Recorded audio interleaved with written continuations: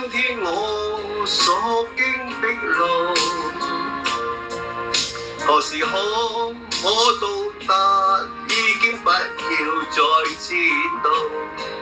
遲來的春天，只想與你留下永遠相擁抱，而明知空歡喜又在苦惱。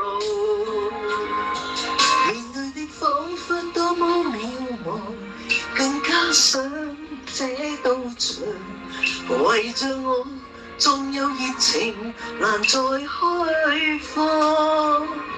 喜愛的火光不應冷藏，放於冰山底下藏，難做到將真心讓你一看。